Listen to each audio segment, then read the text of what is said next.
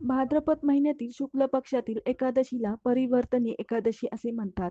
या एकादशीला पद्म एकादशी किंवा वामन एकादशी असेही म्हणतात. या दिवशी भगवान विष्णूची विशेष पूजा केली जाते. उपवास करण्याची परंपरा आहे. वर्ष 2025 मध्ये परिवर्तनी एकादशी बुधवारी 3 सप्टेंबर 2025 रोजी आहे.